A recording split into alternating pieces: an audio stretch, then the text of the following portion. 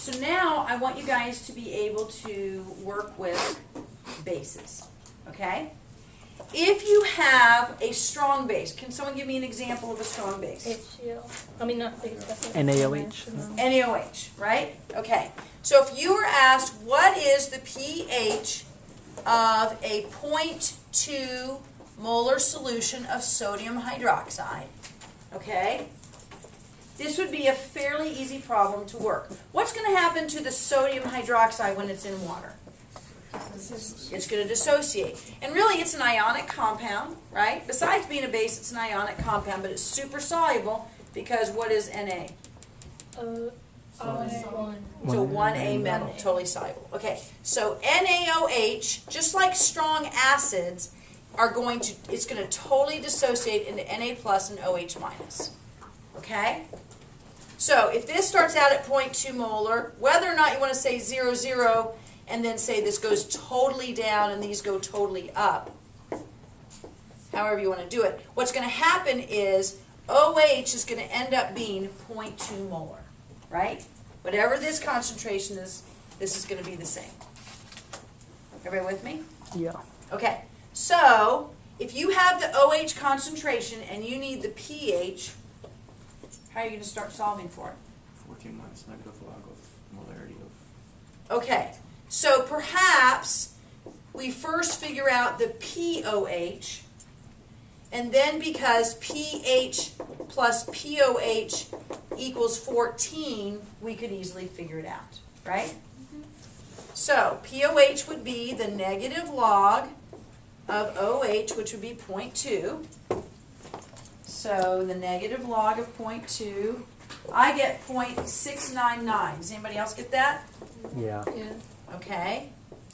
And so since pH plus pOH is 14, then pH will equal 14 minus pOH. And we would get 14 minus 0.699, we're going to get 13.3. And we would be done. Bless you. And does that fit with what we know about strong bases? Yes, it does. Yeah, they have a very high pH, very close to 14. All right? So that's pretty easy. That's figuring out the pH of a strong base. All right. But what if you have a weak base? Okay? All right. The classic, the most popular weak base that we use in chemistry is ammonia. Okay? That stuff that smells really bad. It's the stuff that smells really bad. Yes, Amina? Ha, okay. All right. So ammonia is NH3.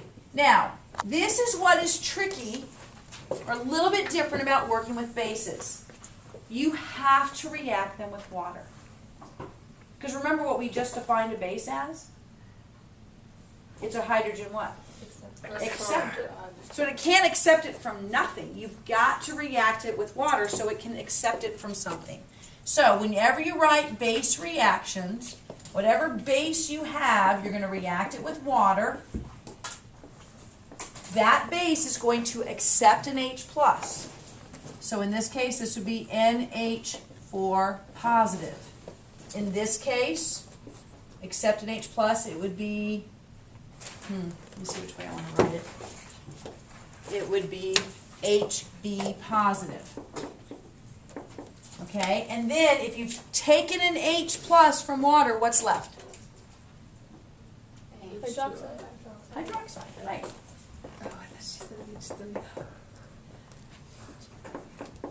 So can you guys understand both of these reactions? This is real generic. Any base you have, you're going to accept an H+, leave an OH behind.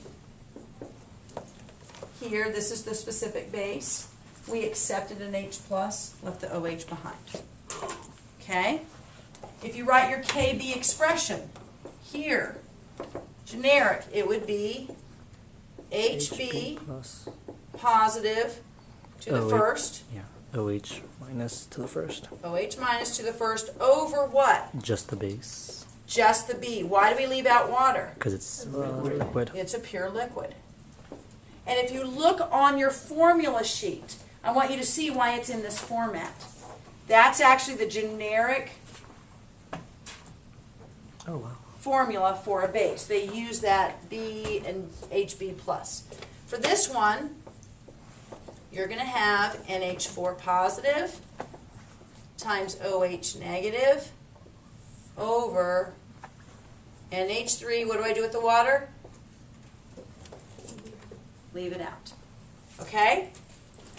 Is everybody with me so far? Okay. So now I'm going to erase this generic one. Does everybody have it? Okay. And let's make up a problem. It's going to be similar to this other one. What is the pH of a 0.2 molar ammonia solution?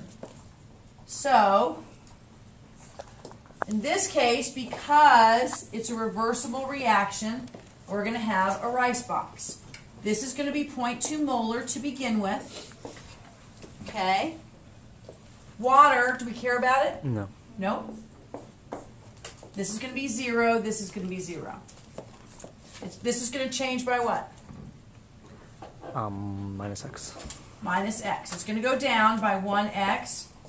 This is going to go up by 1x, also up by 1x. So this is going to be x, x. This is going to be 0.2 minus x. Okay? What do we hope to do to this x right here? Ignore it. We hope to ignore it, but we have to look at our KB and see if it's small enough, right? Yeah. Okay. In the back of your book, on the opposite page, or the back of the page of KAs, there's a list of KBs. Oh, lots of those. Yeah. So if you look up, they say dissociation constants for bases. Ammonia is 1.8 times 10 to the negative 5. So I looked this up in the back. What am I going to plug in for my ammonia? Ammonium, excuse me, NH4 positive. What am I going to plug in there? X.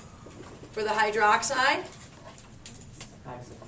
X again. And now on the bottom, is 10 to the negative 5 pretty small? It's pretty small. Let's go ahead and ignore the X with respect to the 0.2. We'll go back and check and make sure it's less than 5% in a second. So we're going to put this over 0.2. So everybody real quick, stick it in your calculator. Let's solve for X.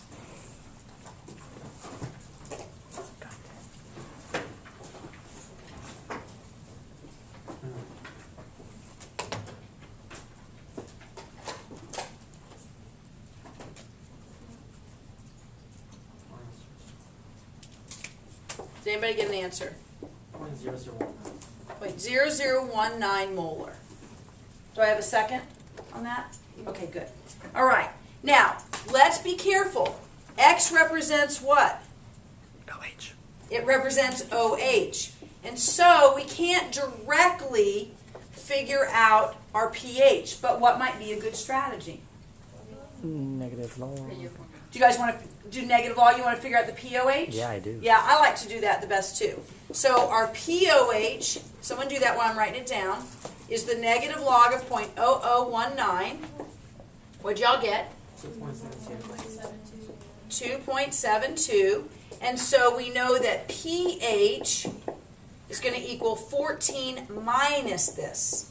So pH is going to be 11.28. 11.28. Does that fit with the pH of an acid? I mean a base. Yeah. Yeah, that works. Does that make sense? Okay.